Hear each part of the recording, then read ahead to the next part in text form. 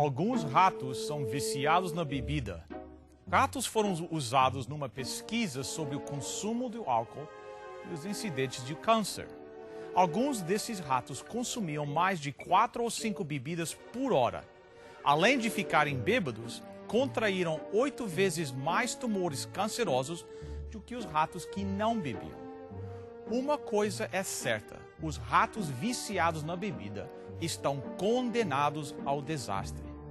Será que as pessoas viciadas na bebida terão o mesmo fim?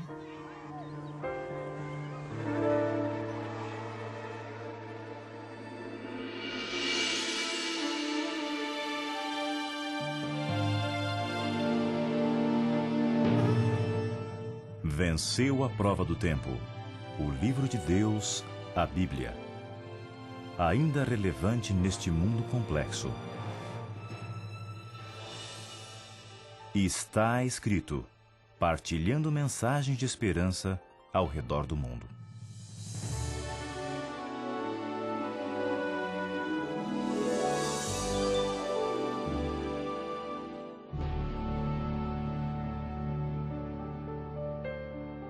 Os canadenses estão bebendo e morrendo mais como resultado do álcool do que como resultado do abuso de drogas, segundo um estudo feito pelo Centro de Pesquisas em Vícios.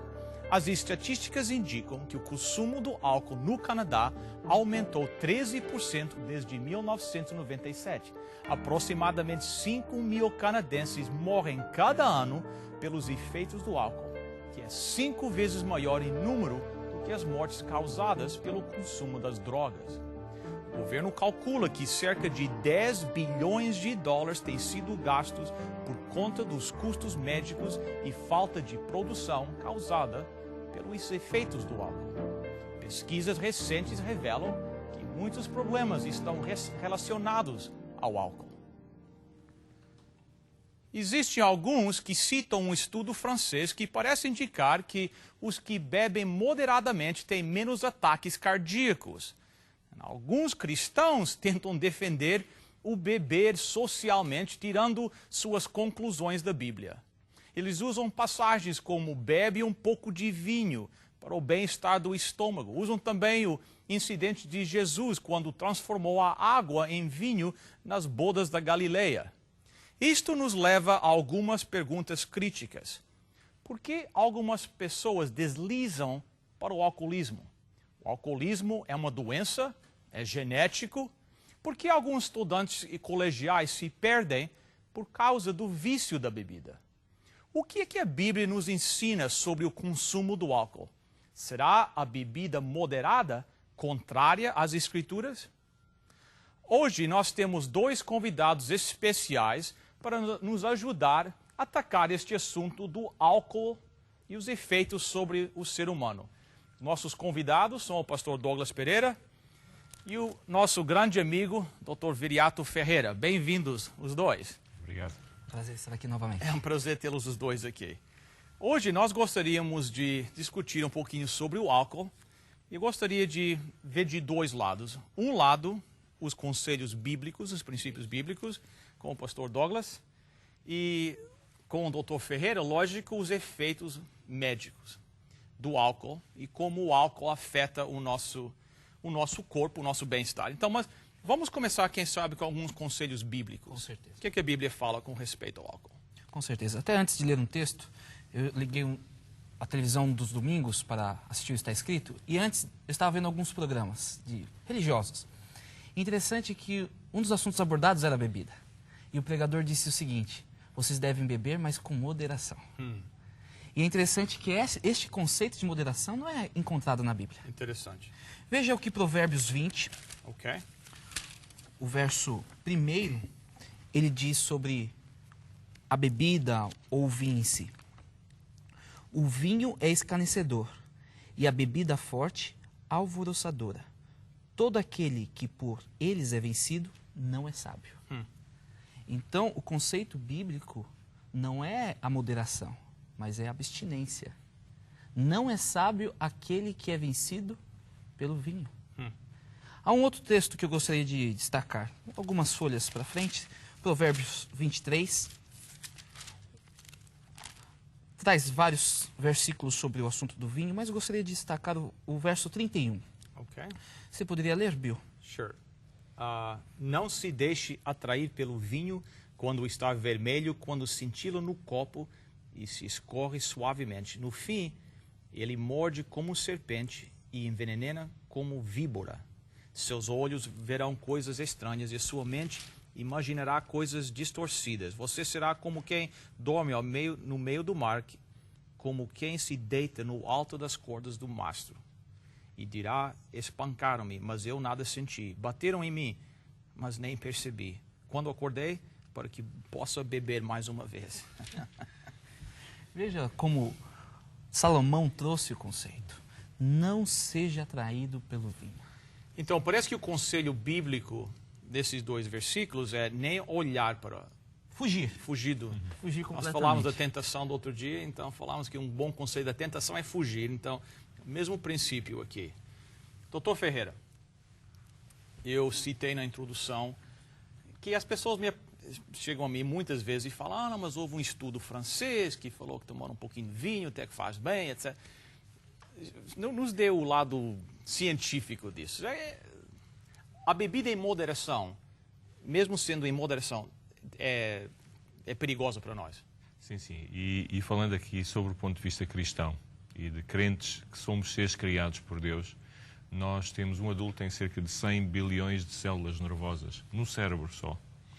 E eu não consigo imaginar um Deus que cria, que depois vai permitir e até aconselhar alguma coisa que vá destruir a sua própria criação.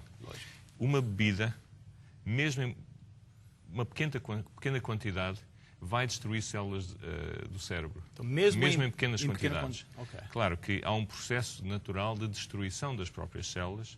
Eu não dizia natural, é comum, digamos, certo. Mas o álcool vai aumentar. Quanto a esse estudo francês, realmente é um estudo...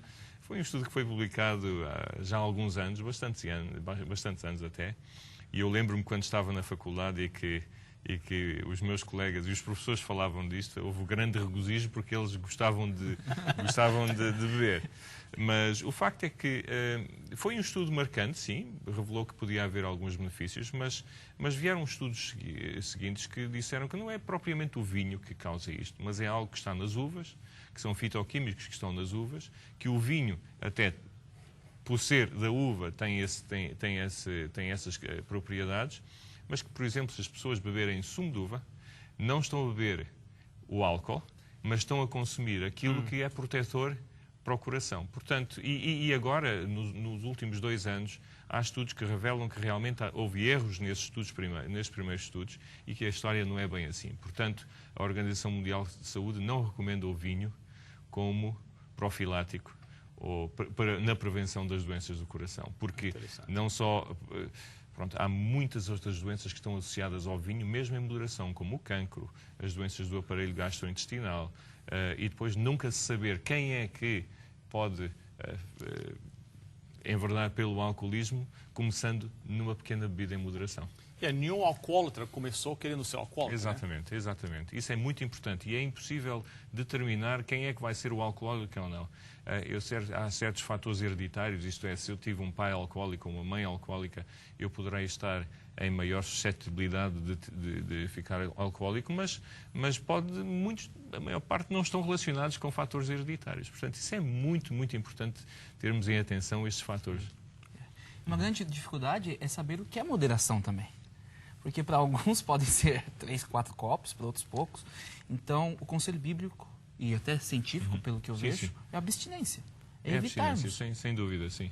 Sem dúvida. Porque acho que o princípio bíblico é quer comais, quer bebais ou façais qualquer outra coisa, fazei tudo para a honra e a glória de Deus. Sendo isto, nós precisamos louvar a Deus naquilo que bebemos. Se eu tivesse o meu carro e estivesse colocando um produto dentro do meu carro, estivesse acabando com o meu carro, certamente alguém me daria um conselho. Não, para com isso, vai acabar com o carro. Não, mas use em moderação. É um absurdo, né? Não faz sentido. Não faz, lógico. Então, mesma coisa com o nosso corpo. Ok, então, outra pergunta que certamente alguém assistindo está fazendo. Então, se o vinho, ok, do lado científico nós entendemos, do lado bíblico, o conselho nem olhar. Então, por que Jesus fez transformou a água em vinho lá no casamento em São João, capítulo 2. Acho que antes até de lermos esse texto, e nós vamos precisar ler alguns versículos de São João 2, é importante nós lembrarmos que a Bíblia, como foi inspirada por Deus, ela não contém contradições. Certo. É o livro de Deus. Então não pode numa parte falar contra o vinho e em outra parte falar, não, tudo bem, toma um pouquinho de vinho. Com certeza, porque a Bíblia ela contém a mesma doutrina do começo ao fim. E se em algum momento existe uma aparente contradição, nós precisamos estudar profundamente para descobrirmos a verdade. Sure. E isso é o grande motivo do estudo da Bíblia e é um dos motivos também de existir o programa Está Escrito, para ajudar na compreensão. Mas o capítulo 2 ele vem trazendo aqui essa festa de casamento, né? O verso 1 até diz que Jesus foi convidado para uma festa de casamento junto com a sua mãe, em Caná da Galileia. E parece que no meio do casamento, que naquela época durava dias, acabou-se o vinho. E quando acabou o vinho, Maria se aproximou de Jesus e falou, filho, acabou o vinho, e agora, o que nós vamos fazer? E Jesus, ele deu algumas ordens. E houve um milagre que é bem conhecido, a transformação das águas dos vinhos. O verso 6, ali começa a detalhar alguns aspectos. Verso 6. Estavam ali 6 talhas de pedra que os judeus usavam para as purificações, e cada uma levava 2 ou 3 métritas. Veja, métritas era uma medida grega, que alguns estudiosos dizem entre 20 ou 40 litros. Tanto é que na minha tradução, diz entre 80 e 120 litros. Nossa, é uma grande quantidade de vinho. Então Jesus transformou 120 litros de água em vinho. Em 120 litros de vinho, né? É interessante porque Cristo é Deus. E Cristo inspirou os autores da Bíblia, inspirou Salomão a escrever Provérbios. Se ele inspirou Salomão dizendo, não beba vinho, fuja, por que ele transformaria? Lógico. E é interessante que depois, o verso 9 diz o seguinte, tendo o mestre Sala provado a água transformada em vinho, não sabendo de onde viera, se bem que o sabiam os serventes que haviam tirado a água, chamou o noivo e disse, todos costumam pôr primeiro o bom vinho, e quando já beberam, fartamente serve o inferior. Tu, porém, guardastes o bom vinho até agora. Então a festa já estava correndo por alguns dias, e eles bebendo, acabou, e traz agora esse vinho que Cristo transformou. E a conclusão é que o vinho era muito bom. Agora eu faço uma pergunta. Depois de alguns dias bebendo vinho, será que alguém teria condições de julgar alguma coisa? Não. Até Provérbios 31 diz o seguinte, que o rei ou os líderes não deveriam beber para não perder o senso de julgamento. Veja, se eles estivessem bebendo durante alguns dias e chegasse outro vinho, eles não teriam condições de julgar se era tão bom ou se era tão ruim. E, doutor, deixa eu perguntar, então, o que causa essa, como é que se diz, essa mudança, essa transformação que as pessoas começam a... O que o álcool faz ao nosso cérebro que afeta a maneira que nós começamos a pensar? O que está acontecendo? O álcool é um químico. E é um químico que vai provocar alterações a nível celular. E sabe, o nosso cérebro, com os 100 bilhões de células, tem partes que são mais afetadas pelo vinho, ou pelo álcool, digamos, do que outras. Uma das partes mais afetadas é a parte de movimentos. Outra é a parte dos lóbulos frontais, onde acontece grande parte dos processos de raciocínio, de perceber, de conseguir distinguir entre duas situações e optar por uma em favor dessa, portanto, e tomar decisões. Certo. E o vinho vai afetar essas células e a pessoa fica com menos capacidade de tomar decisões, mesmo decisões simples, e quanto mais vinho toma, maior é, digamos, a intoxicação daquelas células. Entendi. E a pessoa fica com menos capacidade de tomar essas decisões. E isso é a nível solar e a nível cerebral. E depois o vinho, claro, que tem muitas outras portanto, atuações, atividades a nível dos outros órgãos todos, incluindo o coração, o fígado, etc. Nesse estudo que eu citei na introdução, falou entre a relação entre o álcool e o índice de cancro. Sim, sim. O que é que acontece aí? Pois, os estudos revelam que mesmo o consumo moderado, e quando se fala em moderado de 3 a 7 bebidas por semana, que não é muito, 3 a 7 bebidas por semana é praticamente pode ser um copo de vinho por dia. Certo. Pode aumentar o risco de cancro, por exemplo, em senhoras, o risco de cancro da mama, em senhoras pós-menopausa, entre outros. E isso é muito importante, porque o cancro da mama é um cancro que é o cancro mais comum em senhoras não fumadoras. Portanto, é o cancro que mais mata em senhoras não fumadoras. Ora, um aumento no risco desse cancro, isso traduz-se em termos práticos em muitas centenas, muitos milhares de mortos a mais só por algo que poderia ser evitado, mesmo o consumo em moderação do vinho. Sim. Interessante, é? E aqui o estudo falou que o índice é bem mais alto entre aqueles ratos que estavam tomando álcool. Muito interessante. Douglas, vamos a mais uma questão aqui na Bíblia que às vezes o pessoal nos pergunta, né? Que em 1 Timóteo, Paulo aconselha Timóteo a tomar um pouquinho de vinho. Então, como é que é? Aparentemente é uma contradição aí. Com certeza. Acho que uma das grandes dificuldades é o seguinte: no grego existiam palavras diferentes para denotar o fruto, o suco da uva. E quando nós traduzimos para o português, a tradução foi feita como vinho. Mas a palavra utilizada na maioria desses textos que nós lemos era de suco de uva e não vinho fermentado. Certo. Então nós precisamos fazer bem essa diferenciação. Mas esse mesmo texto em Timóteo, acho que a gente pode lê-lo. Está em 1 Timóteo, no capítulo 5. Esse possível conselho de Paulo para beber o vinho. 5, verso 23. Olha o que diz aqui. Não continues a beber somente água. Usa um pouco de vinho por causa do teu estômago e das tuas frequentes enfermidades.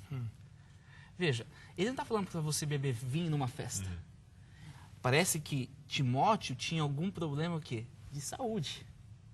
E então Paulo aconselha a beber suco de uva, não somente água, para essa questão de saúde de Timóteo. E sob o ponto de vista médico, o vinho, mesmo em pequenas quantidades, pode provocar uma irritação nas paredes do estômago.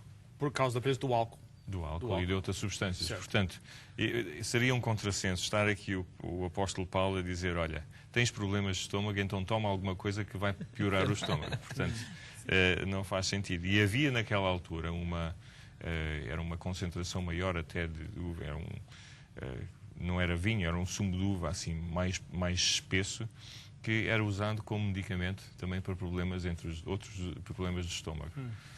Portanto, isso vem de acordo com o raciocínio que estava a fazer. Não é? Interessante. E em 1 Timóteo no 3, capítulo 3, verso 3, Paulo, ele é claro, ali bem no começo, que quando fosse escolher um líder ou até o conselho a Timóteo, certo. Não dado ao quê? Certo. Ao vinho. Ao vinho, Não dado ao vinho fermentado, ao suco de uva que contém álcool ou qualquer coisa desse tipo. Sem dúvida, tem pessoas assistindo o programa hoje que ou eles mesmos têm um problema com álcool, ou tem um familiar, um esposo, um membro da família que tem um problema com álcool.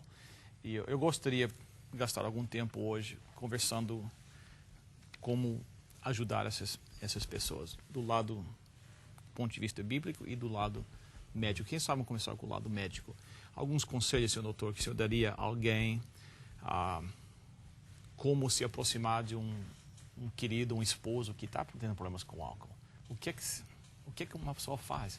Bill, a realidade mostra que a maior parte das pessoas que têm problemas com álcool não aceitam que têm problema com álcool. Isto é observação. Eu lembro-me, ainda estava na faculdade a fazer o curso e isso era-nos dito quase diariamente quando fazíamos alguns estudos sobre a habituação e o alcoolismo.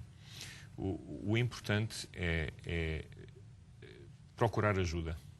Há organizações, há associações que sabem como apresentar o problema e que poderá ser aceito da parte da pessoa que tem o problema com o álcool.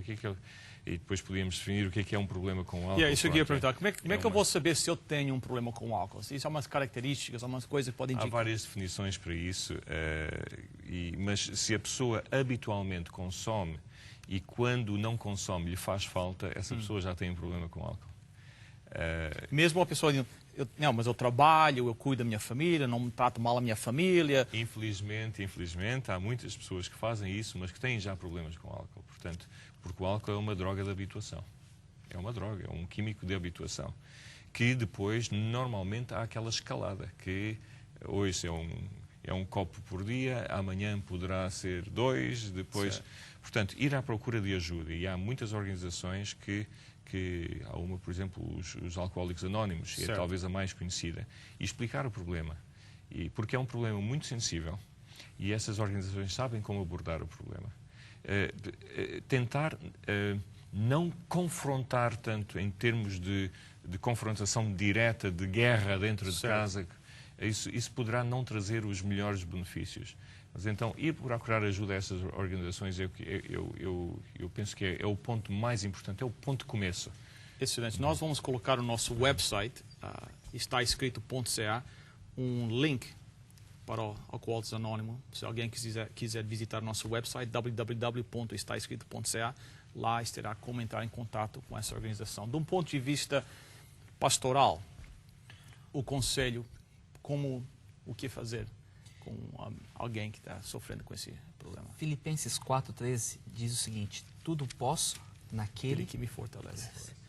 buscar ajuda e confiar em Deus, interceder através da oração. Eu penso que é a melhor maneira de poder ajudar uma pessoa. É o poder da oração. Muito forte. Tem um verso aqui em 1 João. Acho que é 1 João 5. Deixa eu ver aqui. 14? Que é o 14, que eu gosto sempre. Esta é a confiança que temos ao nos aproximarmos de Deus, se pedirmos alguma coisa de acordo com a vontade de Deus, Ele nos ouvirá. E sabemos que Ele nos ouve em tudo que pedimos. Sabemos que temos o que dele pedimos. Então, peçam a Deus que Deus possa entrar nessa situação. E dar a sabedoria também, né? De como lidar com um parente com esse problema. Nós estamos acabando, então, apenas alguns minutos, alguns conselhos. Com certeza. Os dois. Eu gostaria de dizer que, se você está acostumado a beber, se uma pessoa, ela deve buscar ajuda o mais rápido possível. Eu tive um caso na última igreja onde eu estava pastoreando, a pessoa só tomava socialmente e ele enfrentou problemas. E ali ele começou a beber mais, e de repente eu fui chamado de madrugada para atender essa pessoa, a família, porque o esposo estava jogado na sarjeta. E os filhos choravam ao ver o pai naquela situação. E é duro para uma família. E muitas famílias estão passando por isso. Ou são suscetíveis a passar por esse tipo de problema. Por isso, fuja. Fuja. Fuja. Obrigado. Seu doutor. Eu gostaria de dar 2. Pode. Nunca começarem a beber. Porque nunca se sabe se vai haver aquele aumento para levar uma pessoa ao alcoolismo. E o segundo conselho é que este não é só um problema físico, é um problema emocional.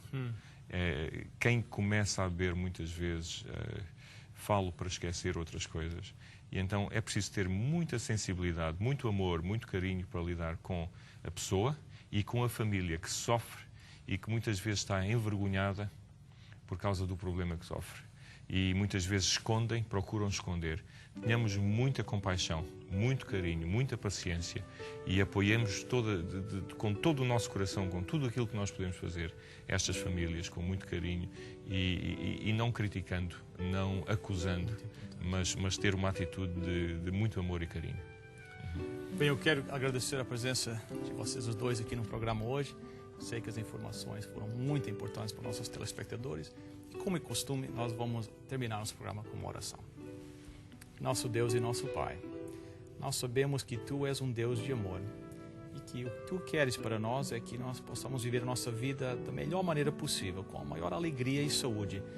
E Pai, eu penso naqueles telespectadores agora que estão assistindo, aqueles que estão com problema de álcool, aqueles que têm familiares com problema. Pedimos, querido Deus, que o Teu Santo Espírito possa se introduzir naquela situação e possa trazer a cura necessária para resolver esse problema. E dê sabedoria aos familiares, e compaixão e amor. E que Tu possas resolver na vida de cada um deles este problema para a Tua glória. Nós te suplicamos, em nome e por amor de Jesus. Amém. Amém.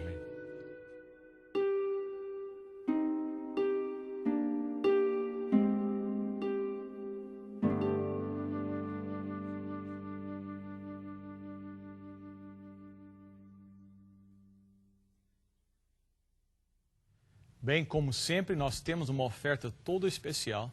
E aqui está o pastor Douglas para nos falar sobre a oferta de hoje.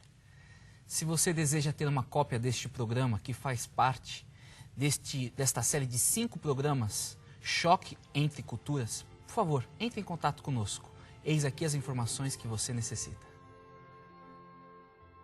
Para você solicitar gratuitamente a sua oferta, basta ir ao nosso website www.estaescrito.ca e acessar o programa de hoje. Lá você preencherá um formulário com os seus dados e assim poderemos enviar a oferta para você. Lembre-se, www.estaescrito.ca. Você receberá em sua casa gratuitamente a oferta solicitada sem qualquer compromisso com o programa Está Escrito. Escreva para nós. Está Escrito, Box 2010, Oshawa, Ontário, L1H 7V4. Agradecemos as suas cartas, os pedidos de oração que nos enviam e também o seu apoio financeiro. Escreva ainda hoje.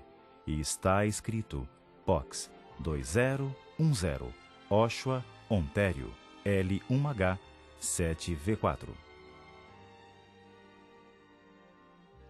Bem, chegamos ao final de mais um programa. Quero agradecer ao pastor Douglas, Dr. Ferreira, pela sua presença aqui no nosso programa. É um prazer. Obrigado. E quero agradecer aos nossos telespectadores que fielmente todas as semanas nos assistem.